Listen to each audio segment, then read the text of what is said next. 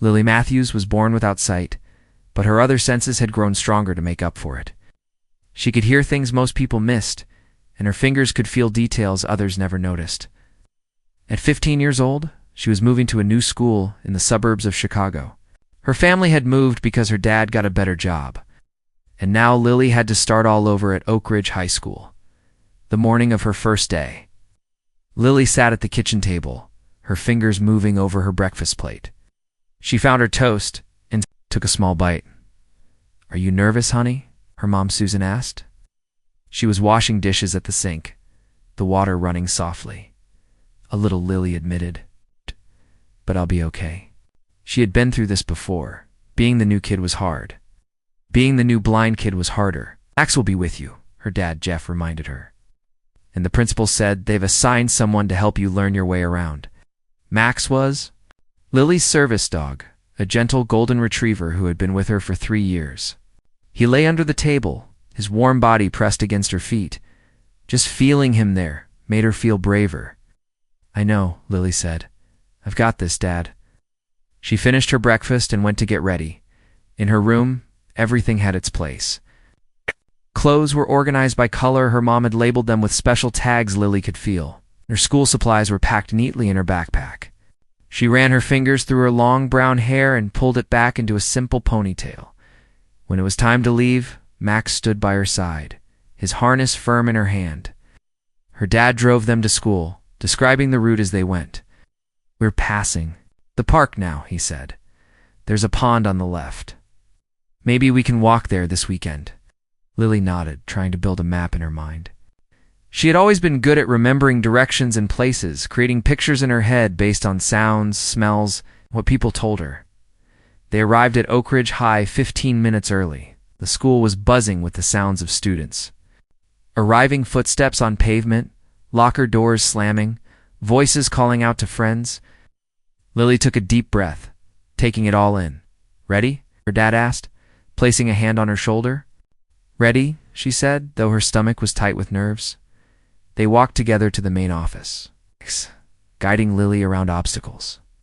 The secretary greeted them warmly and called for the principal. Mr. Allen had a deep, friendly voice. He shook Lily's hand, then her father's. "Welcome to Oak Ridge, Lily," he said. "We're very happy to have you join us. I've asked one of our junior students, Katie Peterson, to be your guide for the first few weeks. She should be here any minute." On cue, the office door opened, and a girl walked in. "Sorry I'm late, Mr. Allen," she said, slightly out of breath. "My bus was behind a garbage truck the whole way." "Not to worry," Mr. Allen said. "Katie, this is Lily Matthews and her father, Mr. Matthews. Lily is joining us as a sophomore this year." "Hi, Lily," she said. Her voice was warm and friendly. "And who's this handsome guy?" "This is Max," Lily said, smiling as she felt Katie bend down to greet her dog. "He helps me get around." "Not while he's working," Lily explained. "But maybe later, when his harness is off." "Got it," Katie said. "Well, I'm really happy to meet you both. I've got a map of the school, and I've been thinking about the best routes to your classes. We have about 20 minutes before first period. Want to start the tour?" Lily said goodbye to her dad, promising to call him after school. Then she followed Katie out of the office, Max walking steadily beside her. "So the school is basically shaped like a big letter H," Katie explained as they walked. "We're in the middle part now, where the main office, cafeteria, and gym are. The left side has most of the science and math classrooms, and the right side has English, history, and the arts." Lily listened carefully, building the layout in her mind. Katie was good at describing things, pointing out landmarks Lily could use to orient herself, the different sounds the floors made in different hallways. The smell of chlorine near the pool, the echo in the main hall. They visited each of Lily's classrooms, and Katie introduced her to the teachers who were already there. Most of them seemed nice, though a few sounded nervous, as if they weren't sure how to teach a blind student. "Don't worry," Lily told her English teacher, Mrs. Baker, who was particularly anxious. "I have a Braille tablet for taking notes, and I can listen to the reading assignments. I've been doing this my whole life." Mrs. Baker seemed relieved. "Course, dear, we'll figure it out together." As they walked through the arts wing, Lily noticed something. Sound faint but clear. cutting through the general noise of the school. I don't know. Music? Is that a piano? She asked, turning her head to better catch the sound. Yes, Katie said. That's coming from the music room. Ms. Rivera, the music teacher, is probably practicing before classes start. How do you play? A little, Lily said, which wasn't exactly true. She played a lot, and she played well. But she'd learned not to talk about it too much. People were always so surprised that a blind girl could play piano, as if fingers needed eyes to find the keys. Want to check it out? Katie asked. Lily nodded, and they walked toward the music. As they got closer, the melody became clearer. Someone was playing a piece by Mozart. Lily recognized it immediately. Piano Sonata No. 16 in C major. She had learned it last year. They reached the music room just as the playing stopped. Katie knocked on the open door. A chair scraped against the floor, and footsteps approached. Hello there, a woman's voice said. She had a slight accent that Lily couldn't place. Welcome to Oak Ridge. Lily, this is Ms. Rivera, our music teacher. It's nice to meet you, Lily said, extending her hand in the direction of Ms. Rivera's voice. Ms. Rivera shook it firmly. The pleasure is mine, Lily. Do you have an interest in music? Before Lily could answer, the bell rang, signaling 5 minutes until first period. We should probably get to your first class, Katie said. But maybe we can come back at lunch or after school? Of course, Ms. Rivera said. My door is always open to music lovers. As they turned to leave, Lily's attention was caught by the piano. She couldn't see it, but she knew it was there. She could feel its presence in the room, like an old friend waiting to be greeted. Could I? She began, then hesitated. Could I just touch the piano before we go, just for a second? Sure, Katie said, guiding her into the room. She ran her hands lightly over the lid, then down to the keys, not pressing them, just feeling. Their cool, smooth surfaces beneath her fingertips. Ms. Rivera watched with interest. Have you played before, Lily? Lily nodded. Since I was 6. My mom taught me at first, then I had lessons. Well, you're welcome to use this piano whenever the room isn't being used for classes, Ms. Rivera said. Just check the schedule on. The door, it's in Braille too, Lily smiled, her fingers still resting on the keys. Thank you, that means a lot. They left the music room and hurried to Lily's first class, math with Mr. Porter. As they walked, Lily felt a lightness in her step that hadn't been there before. Finding a good piano made this new school feel a little more like home. The day passed in a blur of new voices, new rooms, and new routines. People were curious about Max, and many students asked about him. Some asked about Lily too, how she took notes, how she read books, how she knew what clothes to wear. Most were friendly if a bit awkward. Few kept their distance, as if blindness might be catching by lunchtime. Lily was tired, but holding up well. Katie showed her to the cafeteria and helped her get food, then introduced her to some friends. They were nice enough, asking her normal questions about where she was from and what music she liked. Not once did they ask how a blind girl could enjoy music. Ms. Rivera said I could use the piano when the room was free, she explained. I'd like to get a better feel for it, if that's okay. Sure, Katie said. I can take you there and come back to get you for next period. The music room was empty when they arrived. Katie showed Lily where everything was: the piano bench, the music stands, the storage cabinets, then left her alone with Max. Finally, Lily sat at the piano.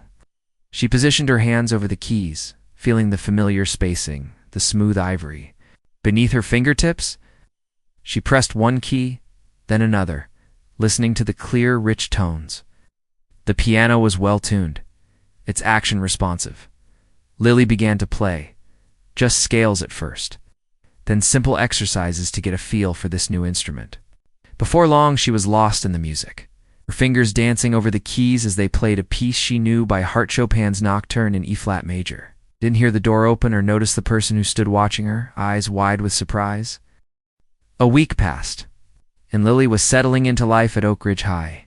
She had memorized the routes to all her classes and could navigate many of the school's hallways with just Max by her side. Katie still checked on her every day, but Lily was growing more independent. The other students had mostly gotten used to seeing her and Max in the hallways. Some were friendly, stopping to say hello or offer to walk with her between classes. Others still stared, though Lily couldn't see them doing it. She could feel their attention, though, in the sudden quiet when she passed, or the whispers that followed. Lily had quickly discovered that the music room became her favorite place in the school. Ms. Rivera had been true to her word, allowing Lily too used the piano whenever the room wasn't being used for classes. Most days, Lily would eat lunch quickly, then head to the music room to play for 15 or 20 minutes before her next class. On this particular day, Lily had finished her lunch early and was making her way to the music room. Max guided her through the crowded cafeteria and down the arts wing hallway. She had just turned the corner when she heard voices ahead. "That's her, the blind girl with the dog," someone said, not bothering to lower their voice. "Oh, she's always going to the music room at lunch," another voice added. So weird. Lily slowed her pace but kept walking. She had heard comments like these before. Usually it was best to ignore them.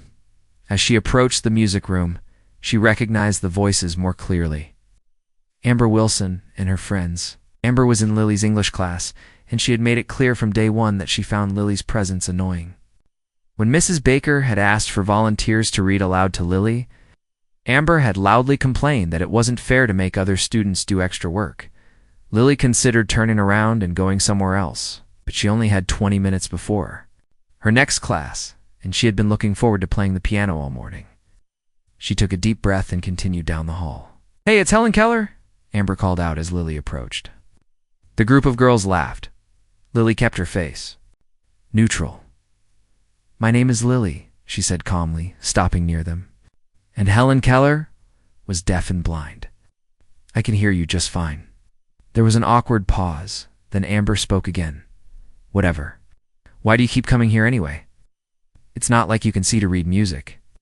"I don't need to see to play," Lily said. She started to move past them toward the music room door. "She's probably just pretending," one of Amber's friends said. "Like those fake blind people who beg for money downtown." Lily felt her cheeks grow warm, but she didn't respond. She reached for the door handle, found it, and went inside, Max staying close beside her. The music room was empty, as it usually was during lunch. Lily made her way to the piano, her safe place in this new school. She sat down on the bench and lightly touched the keys, not pressing them yet, just feeling their familiar shape beneath her fingers. Playing piano had always calmed her, even on her worst days. She was about to begin when the door opened behind her. "Oh, look, she's just touching it," Amber's voice said, louder now that they were in the room. "What a freak!" Lily's hands froze. Above the keys. She hadn't expected them to follow her in. "Maybe she thinks she can see through her hands," another girl said, causing the group to laugh. Lily felt her throat tighten. She had dealt with teasing before, but it still hurt. She considered getting up and leaving, but something kept her. Seated at the piano, this was her space, her time. "Hey, blind girl," Amber called out, stepping closer. "Why do you even bother with a piano? It's not like you can read music or anything." Lily's hands trembled slightly. Max shifted position at her feet, sensing her distress. He gave a low whine, pressing against her legs. "I don't need to read music," Lily said quietly. "I play by ear and memory." "Yeah, right," Amber scoffed. "I bet you just come in here and pretend." "Oh my God, look at me, I'm so special and talented even though I can't see." "I don't pretend," Lily said, her voice stronger now. She was getting angry, which rarely happened. "I've been playing since I was 6 years old. Prove it," Amber challenged. "Play something. And not just Mary Had a Little Lamb or something stupid like that." Lily hesitated. She had never played for anyone at school before, except for Ms. Rivera, who had heard her briefly that first day. She usually chose times when the music room was empty because she liked the privacy, the feeling that it was just her and the music. But now Amber and her friends were waiting, probably smirking at her, thinking she would make a fool of herself. Lily's hands hovered over the keys as she considered what to do. Before she could decide, the door opened again. "What's going on in here?" Ms. Rivera's voice cut through the tension in the room. "Amber, Nicole, Beth, why aren't you at lunch?" There was a shuffling of feet as the girls turned toward the teacher. We were just curious about why she comes here every day, Amber said, her voice suddenly sweet and innocent. We've never heard her play. Lily could imagine the look on Miss Rivera's face, eyebrows raised, lips pressed together in disbelief. The music teacher had been teaching long enough to know when students weren't being truthful. I see Ms. Rivera, said slowly. And did Lily invite you to listen to her play? There was an awkward silence. Oh no, but Amber began. But you decided to invite yourselves in and disrupt her private practice time, Ms. Rivera finished for her. That's not how we treat fellow students at Oak Ridge. We were just asking her to play something for us, Nicole said. We wanted to hear her. Lily could tell from their voices that they were embarrassed at being caught, but not sorry for what they had said. Is that true, Lily? Ms. Rivera asked, her voice gentler. Were they asking you to play for them? Lily hesitated, then nodded slightly. They wanted me to prove that I can actually play, she said. They think I'm pretending. Ms. Rivera was quiet for a moment. When she spoke again, her voice was calm, but firm. Well, since you're also interested in music appreciation, perhaps this would be a good learning opportunity. She walked over to where Lily sat at the piano. Lily, would you be willing to play something for us? Only if you're comfortable, of course. Lily's heart raced.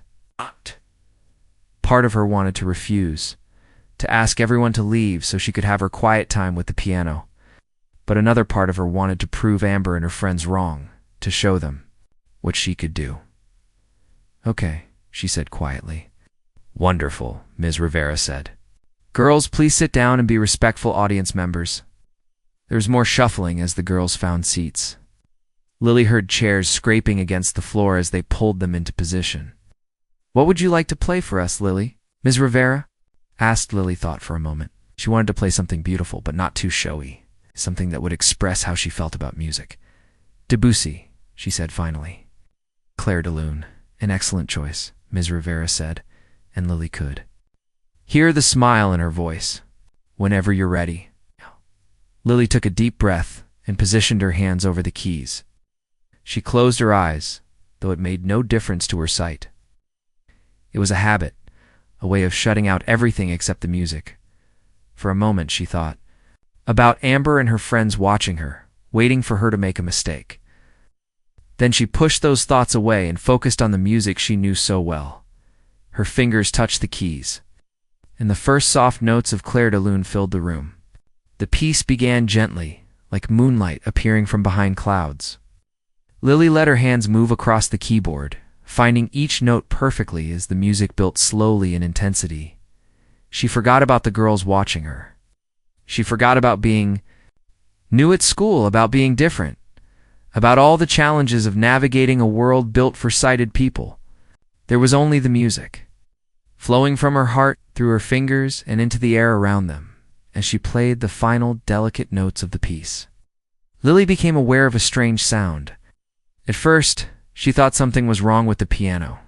Then she realized it was coming from the doorway, the sound of more people breathing, shifting their weight, whispering quietly to each other. The last note faded away, and there was silence for a long moment.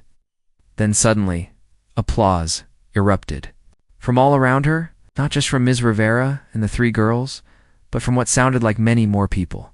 Bravo, Lily, Ms. Rivera said, her voice full of emotion. That was beautiful. Who else is here? Lily asked, confused by the amount of applause.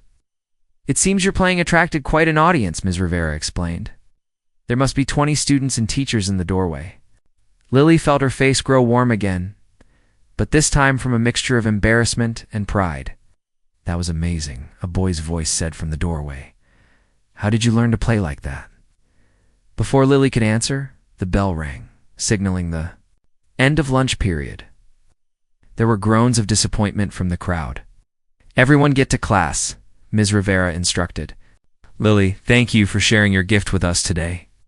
As the crowd dispersed, Lily gathered her things and called Max to her side. She felt a presence still in the room and knew Amber and her friends hadn't left yet. Lily, Amber's voice was different now, quieter, and without its usual edge. I didn't know you could play like that. It was really good. Lily nodded, unsure what to say. She hadn't expected any kind of apology. Maybe I could come listen again sometime? Amber asked. hesitantly, if that's okay with you. Maybe, Lily said, wasn't ready to forgive Amber's meanness so quickly. The day after Lily played the piano for the first time at school, everything changed. As she walked through the hallways with Max guiding her, she noticed a difference in how people reacted to her. Instead of awkward silence or whispers, she heard friendly greetings. Students she had never spoken to before stopped to say hello or to tell her how much they enjoyed her playing. "Lily, that was amazing yesterday," said a boy whose voice she recognized from her math class. She thought his name was Ben. "Thanks," she said, smiling in the direction of his voice.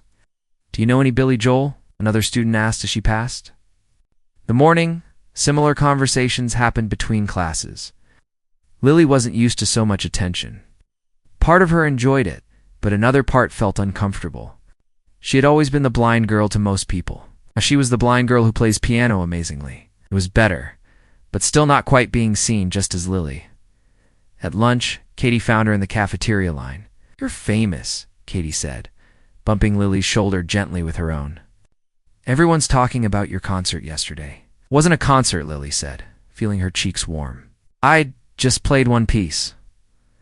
"Well, whatever it was incredible. Why didn't you tell me you could play like that? I would have skipped history to hear it." Lily shrugged. "I don't really talk about it much. People always make a big deal about it because I'm blind." "People are making a big deal because you're talented," Katie corrected her. "Seriously, Lily, you play better than most of the kids in band, and they've been taking lessons for years." They got their food and found a table. They ate several. Students stopped by to compliment Lily or ask questions about her playing. After the third interruption, Katie laughed. "You need a manager to handle all your new fans?" she joked. "Very funny," Lily said, but she was smiling too. After lunch, Lily headed to the music room as usual. She half expected to find Amber and her friends waiting to tease her again, but the room was empty, or so she thought. "Hello, Lily, Ms. Rivera's voice came from the corner of the room. "Hoped you'd come by today." "Hi, Ms. Rivera," Lily said, making her way to the piano.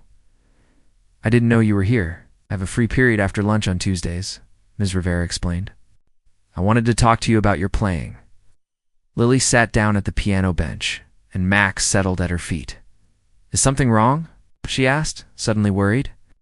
Maybe she wasn't supposed to be using the piano so much. "Not at all," Ms. Rivera said, quickly. "Quite the opposite. Your performance yesterday was extraordinary, Lily. How long have you been playing?" "Since I was 6, Lily answered. "My mom taught me at first. She used to play in college, and I had a teacher who specialized in teaching blind students." "They did an excellent job," Ms. Rivera said. "And so did you. It takes dedication to reach that level of skill." "Thank you," Lily said, pleased by the compliment. "I wanted to ask if you'd consider performing at our fall concert next month," Ms. Rivera continued. "It's a showcase for all our music students, band, choir, and individual performers." Lily's hands, which had been resting lightly on the piano keys, went still. "Perform? In front of everyone?" "Yes, but only if you feel comfortable," Ms. Rivera added quickly. "There's no pressure. I just think your talent deserves to be shared." Lily bit her lip, thinking. Yesterday's impromptu performance had been scary, but also exciting. Still, that was just a small group. A fall concert would mean playing for the whole school, plus parents and teachers. "Can I think about it?" she asked. "Of course," Miss Rivera said. "The concert is October 15th, so you have a few weeks to decide." She paused, then added, "You know, Lily, music can be a powerful way to connect with people. Sometimes it says things we can't put into words." Lily nodded. She knew exactly what Ms. Rivera meant. When she played piano, she felt like she was sharing a part of herself that otherwise stayed hidden. "I'll think about it," she promised. For the rest of the week, Lily continued her routine of playing piano during lunch. Sometimes students would come in to listen, sitting quietly until she finished a piece, then applauding or asking questions about the music. Katie started joining her regularly, bringing her lunch to the music room so they could talk before Lily played. Even Amber seemed different. She stopped making rude comments in English class and even said, "Excuse me," when she bumped into Lily in the hallway one day. It wasn't exactly friendship, but it was better than before. On Friday, Kate had a student council meeting during lunch, so Lily went to the music room alone. She was playing a Mozart sonata when she heard the door open and someone walk in. The sound of the footsteps, she could tell it wasn't Katie or Ms. Rivera. "Don't stop," a boy's voice said when she paused. That was beautiful. Lily turned toward the voice. "Thanks." "Who is this?" "Sorry, I'm Sam," the boy said. "Sam Miller. I'm in your science class. Mr. Walker's third period." Lily nodded. She recognized his voice now. "You sit 2 rows behind me." "Yeah," Sam said, sounding surprised. "How did you know that?" "I pay attention to voices and where they come from," Lily explained. "It helps me keep track of people." "That's cool," Sam said. He sounded like he meant it. "So, I play guitar. Nothing fancy, just teaching myself from YouTube. I was wondering, would you maybe want to play something together sometime?" Lily was surprised by the offer. No one at her old school had ever asked her to play music with them. Like what? She asked, "I don't know, maybe some pop songs? I could play guitar, and you could do piano? Or if you like classical stuff better, that's cool too." Lily thought about it. It might be fun to play with someone else for a change. "Sure," she said. "We could try it." "Awesome." Sam's voice brightened. "When's good for you? I can bring my guitar in any day." They agreed to meet the following Monday during lunch. After Sam left, Lily went back to playing, but her mind was elsewhere. Something was happening that she hadn't expected. People at Oak Ridge were starting to see her as more than just her blindness. They were seeing her talent, her personality, the things that made her who she was. That evening at dinner, Lily told her parents about Ms. Rivera's invitation to perform at the fall concert. "That's wonderful, honey," her mom said. "Are you going to do it?" Lily pushed her food around on her plate. "I'm not sure it would be a lot of people watching." "Listening," her dad corrected gently. "They'd be listening to your beautiful music." "What are you afraid of?" her mom asked. Lily thought about the question. What if I make a mistake? Or what if people only care because I'm blind? It's like, oh, look at the blind girl playing piano. Isn't that amazing? Her parents were quiet for a moment. Then her dad spoke. "Lily, do you remember when you were little and you first started playing piano?" he asked. "Sort of," she said. "You were so determined," he continued. "You'd practice for hours, way longer than most 6-year-olds would sit still for anything. You didn't care if anyone was watching or listening. You played because you loved it." "I still do," Lily said. "Then that's all that matters," her mom added. "Play for yourself. If other people enjoy it too, that's a bonus." Later that night, as Lily got ready for bed, she thought about the concert. The idea still made her nervous, but maybe her parents were right. Maybe she needed to remember why she played in the first place, not to impress people or prove anything. But because music was the way she saw the world, she decided to sleep on it. But as she drifted off, she found herself imagining, sitting at a grand piano on a stage, playing for a room full of people who had come to hear her music. The thought wasn't as scary as it had been before. The weekend passed quickly. Lily practiced piano at home, worked on homework, and took Max for long walks in the park near their house. She also thought about Ms. Rivera's offer. A Sunday night. She had made her decision. On Monday morning, she asked Katie to take her to the music room before their first class. "Ms. Rivera is usually there early," Lily explained. Sure enough, they found the music teacher organizing sheet music in the storage cabinets. "Good morning, Lily," Katie and Miss Rivera greeted them. "What brings you here so early?" "I wanted to tell you that I'll do it," Lily said. "I'll play at the fall concert." "Wonderful." Ms. Rivera clapped her hands together. "I'm so pleased." "Do you know what you'd like to play?" Lily nodded. "Chopin's Nocturne in E-flat major. It's my favorite piece." "An excellent choice," Ms. Rivera said. "It's a challenging piece, but I have no doubt you'll perform it beautifully." As Lily and Katie walked to their first class, Katie nudged her friend. "So you're going to be a star?" she teased. Lily shook her head. "I'm just going to play piano," she said. "It's like I always do." But she was smiling, the first time since. Coming to Oak Ridge High, Lily felt like she truly belonged. Not because people felt sorry for her, or because they were impressed by how she managed being blind, but because she had something special to share, something that was uniquely hers. And that felt better than anything. The weeks leading up to the fall concert flew by faster than Lily expected. Every day after school, she would practice in the music room for an hour. Ms. Rivera would often stay to listen, offering gentle suggestions to improve her performance. Sometimes other students would wander in and sit quietly, listening to Lily play. She was getting used to having an audience. Sam kept his promise about playing music together. Every Monday and Wednesday during lunch, he would bring his guitar to the music room, and they would work on songs they both liked. Sam was better at guitar than he had let on, and they quickly found they worked well together. They decided to perform a duet at the concert, a popular song they had arranged for piano and guitar. "Are you nervous about the concert?" Sam asked. One day, as they packed up after practicing, a little Lily admitted, "I've never played for so many people before." "Me neither," Sam said. "But we sound good together. And you're amazing on your own."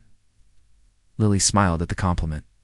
She and Sam had become friends over the past few weeks, treated her normally, never making a big deal about her blindness or acting like she needed special help. It was refreshing. At home, Lily's parents noticed a change in their daughter. She seemed happier, more confident. She talked about her friends at school, not just Katie, but Sam and others who had gotten to know her through her music. Oak Ridge was a good move. "For you," her dad said one evening. "You seem to have found your place there." Lily nodded. "It's different from my old school. People see me differently." She paused, then added, "Or maybe I see myself differently." 2 weeks before the concert, Ms. Rivera arranged for Lily to practice on the grand piano in the auditorium, where the concert would be held. The piano was larger than the one in the music room, with a richer, fuller sound. "Take some time to get comfortable with it," Ms. Rivera suggested. "Every piano has its own personality." Lily ran her fingers over the keys, playing a few scales to get used to the touch. Then she began her chopin piece, losing herself in the music, as she always did. When she finished, she heard applause from somewhere in the auditorium. "Who's there?" she asked, turning toward the sound. "It's just me," a familiar voice replied. It was Amber Wilson. "Sorry, I didn't mean to spy. I was helping set up for the drama club, and I heard you playing." "It's okay," Lily said, surprised that Amber was. Being so polite, Amber walked closer to the stage. "Can I ask you something?" she said, her voice unusually hesitant. "How do you do it? Play so beautifully without seeing the keys." Lily thought about how to answer. "I can feel where the keys are," she explained. "I have the music memorized, so I know which notes to play when." "But it's more than just hitting the right notes," Amber said. "It's like you put feeling into it." Lily nodded. "That's the most important part. The feeling. I might not be able to see colors or faces, but I can feel emotions. Music helps me express them." There was a pause, and Lily wondered if Amber had left. Then she heard her speak again, her voice quieter now. "I'm sorry for how I treated you before," Amber said. "It was mean and stupid." Lily was surprised by the apology. She hadn't expected it, especially not from Amber, who had seemed so confident. In her cruelty that day in the music room, "Thank you for saying that," Lily replied after a moment. "It means a lot. Would it be okay if I came to hear you practice sometimes?" Amber asked. "I really like how you play." "Sure," Lily said. "I'm usually here or in the music room after school." As Amber walked away, Lily sat at the piano, a bit stunned by what had just happened. It seemed that music really did have the power to change people, or at least to help them see things differently. The next day at lunch, Lily told Katie and Sam about her conversation with Amber. Amber Wilson apologized. Katie sounded shocked. "I didn't think she knew how to say sorry." "People can surprise you," Lily said. "Sometimes they just need a chance." The weekend before the concert, Lily practiced extra hard at home. Her mom sat with her, offering advice based on her own years of piano training. "You're playing perfectly, honey," she said after Lily had gone through the Chopin piece for the 5th time. "But remember to breathe. The audience will feel whatever you're feeling when you play." "What if I'm feeling terrified?" Lily asked with a nervous laugh. Her mom squeezed her shoulder. "Then play about being terrified." "But I don't think you will." B. Once you start playing, you always get lost in the music. The night before the concert, Lily had trouble sleeping. She kept going over the music in her head, worrying about making mistakes or embarrassing herself. What if she froze on stage? What if people laughed? What if they only applauded because they felt sorry for her? Max sensed her anxiety and jumped onto her bed, something he didn't usually do. He curled up beside her, his warm body and steady. Breathing eventually helping her relax enough to fall asleep, the day of the concert arrived. Lily went to school as usual, but she found it hard to focus on her classes. Everyone kept wishing her good luck, which only made her more nervous. "You're going to be great," Katie assured her during lunch. "Both of you," she added, including Sam. "Thanks," Sam said. "But Lily's the real star. I'm just strumming along." "We're a team," Lily corrected him. "We've practiced a lot. We'll be fine."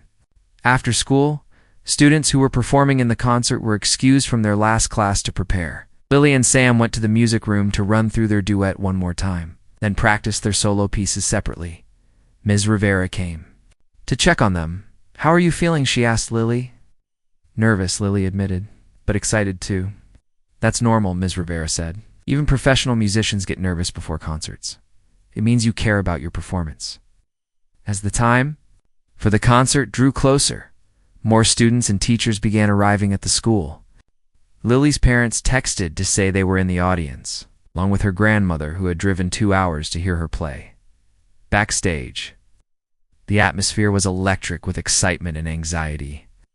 Band members tuned their instruments, choir students did vocal warm-ups, and solo performers paced back and forth, going over their pieces in their heads. Lily, a voice called out. It was Katie, who had come backstage to wish her friends good luck. "Your parents saved me a seat in the front row. Can't wait to hear you both." The concert began with the school band playing 3 songs. Then the choir performed. Lily listened carefully to each group, her nervousness growing as her turn approached. She and Sam would perform their duet first. Then later in the program, she would play her Chopin piece. "And now," the principal announced, "we have a special duet prepared by 2 of our talented students.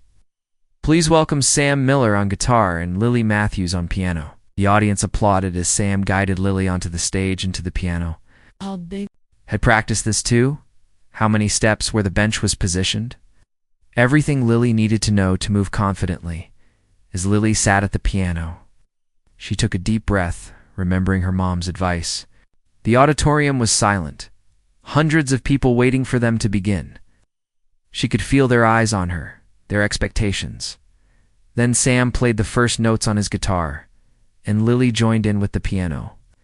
Their duet was an arrangement of a popular song that most of the audience would recognize, but they had given it their own twist. As they played, Lily felt her nervousness fade away.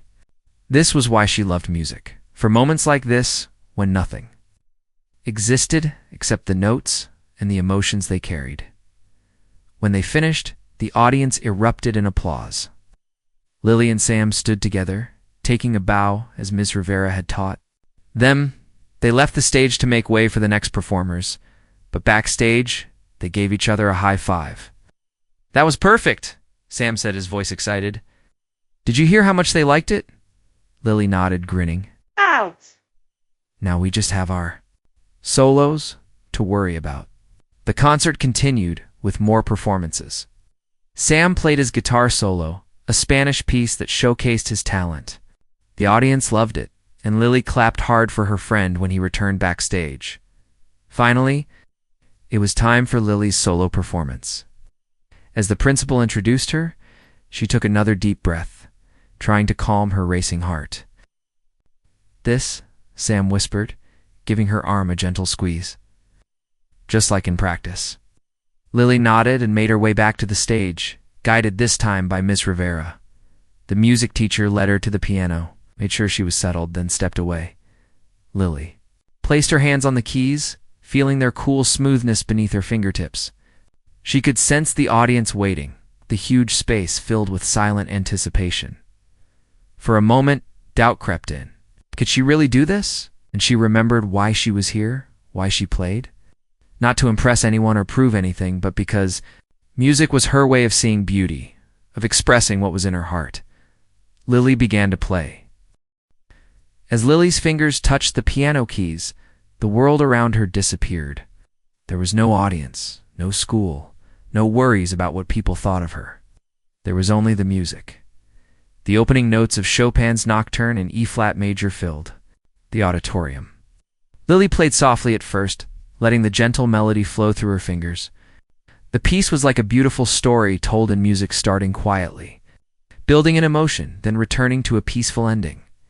In the audience, Lily's parents held hands tightly as they watched their daughter perform. They'd seen her play many times at home, but never with such confidence in front of so many people. Her mother wiped away a tear as the music swelled. Katie sat next to them, her mouth slightly open in awe. Even though she had heard Lily play before, seeing her friend on stage, completely in her element, was different. The girl who sometimes needed help finding her way around school hallways was now guiding everyone in the room on an emotional journey. Through music, backstage, Sam watched from the wings, smiling proudly. Miss Rivera stood next to him, nodding slightly in time with the music, her eyes shining as Lily reached the middle section of the piece. Her playing became more intense. Hands moved faster across the keys, the notes rising and falling like waves. She swayed slightly on the bench, feeling the music in her whole body. Mr. Allen, the school principal, leaned forward in his seat, amazed at what he was witnessing. When Lily had first arrived at Oak Ridge, he had worried about how a blind student would manage. Now he realized how narrow his thinking had been. This young girl wasn't just managing, she was excelling, showing talents many sighted students would envy. Even Amber, sitting with her friends in the middle of the auditorium, was transfixed. She remembered how she had teased Lily just weeks ago, and shame washed over her. How could she have been so cruel to someone with such a beautiful gift? As the piece neared its end, Lily returned to the gentle theme from the beginning. Her fingers danced lightly over the keys, each note clear and perfect.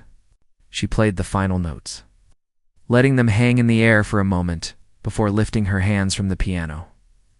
For 3 seconds, there was complete silence in the auditorium, and the audience erupted in applause, people rising to their feet. In a standing ovation, the clapping and cheers were so loud that Lily was startled by the sound. She hadn't expected such a response. Ms. Rivera hurried onto the stage to guide Lily to the front for a bow. As Lily stood and faced the audience, she couldn't see the people standing for her, but she could hear their applause and cheers. She could feel their appreciation washing over her like a warm wave.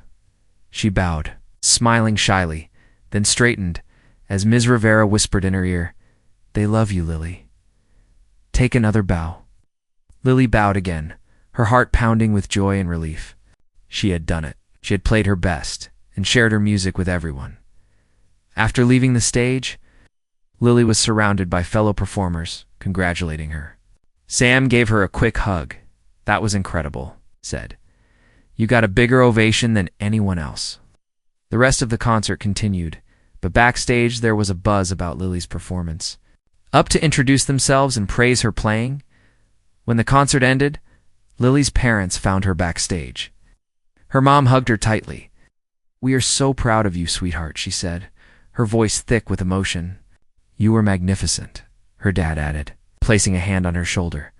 Her grandmother was there too, her voice wavering as she said, "I knew you could play, Lily, but I had no idea you could play like that."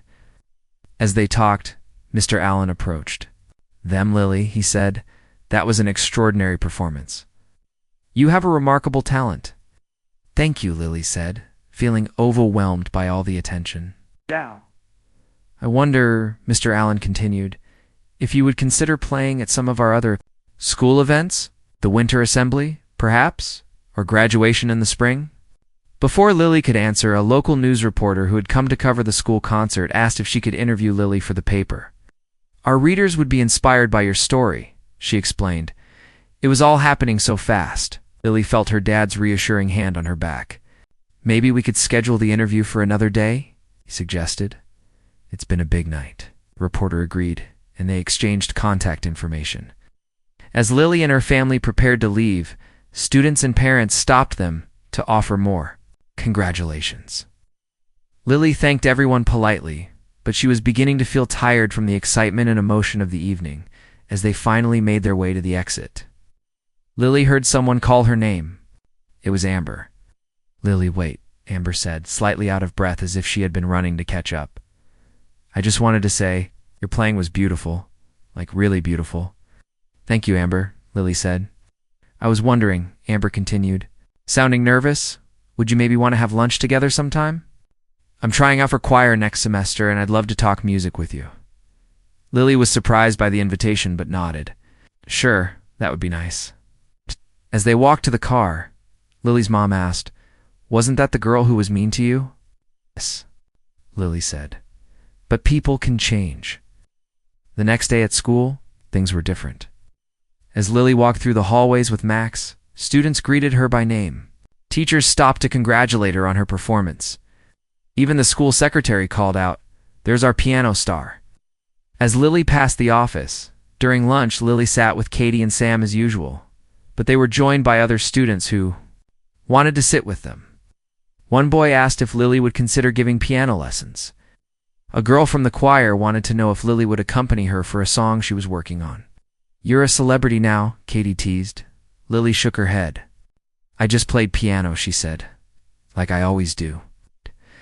But she knew something had changed, not just in how others saw her, but in how she saw herself. Before, she had often defined herself by what she couldn't do, she couldn't see, couldn't read regular books, couldn't move around easily in new places. Now, she was thinking more about what she could do, what she could offer. After school, she went to the music room as usual. Piano was waiting for her, familiar and comforting after all the excitement. This time, just playing for the joy of it, Ms. Rivera came in quietly and listened for a while before speaking. "You've inspired a lot of people, Lily," she said. "Do you know that 3 students asked me about piano lessons today?" Lily smiled. "Really?" "Yes. Your playing showed them what's possible when you put your heart into something." Lily thought about that as her fingers continued to move over the keys. She had come to Oak Ridge feeling unsure and out of place. Now, just a few months later, she had found her voice not by speaking loudly or demanding attention, but by sharing her music, by being authentically herself. As the weeks passed, Lily's life at Oak Ridge continued to evolve. She and Sam performed together regularly, developing a unique sound that blended her classical training with his more contemporary style. She became friends with Amber, who turned out to have a beautiful singing voice. Lily even started a small music club for students who wanted to learn piano. The local newspaper article about her appeared, and soon a television station called, wanting to do a feature on her for their evening news. Lily agreed, but made sure they focused on her music, not just on the fact that she was blind. "Being blind is part of who I am," she told the reporter, "but it's not all of who I am. I'm also a musician, a student, a friend, a daughter, and a lot of other things." The reporter nodded. "What would you say to other kids who might feel different or left out?" Lily thought for a moment. "I would say that everyone has something special to share. Might not know what it is yet, or you might be afraid to show it. But when you find that thing you love, that thing that makes you feel most like yourself, don't hide it. Share it with the world, even if it's scary at first." Later that evening, as Lily practiced piano at home, her mother came into the room and listened for a while. "That article about you comes out tomorrow," she said. "Are you excited?" Lily nodded. "But you know what I'm more excited about?" "What's that?" "Just playing music," Lily said, her fingers finding the keys without hesitation. "That's the best part of all of this. The music itself. Light up as she played." Lily couldn't see the world around her, but through her music, she had found a way to touch it, to change it, and to make it more beautiful. And in the end, that was what mattered most.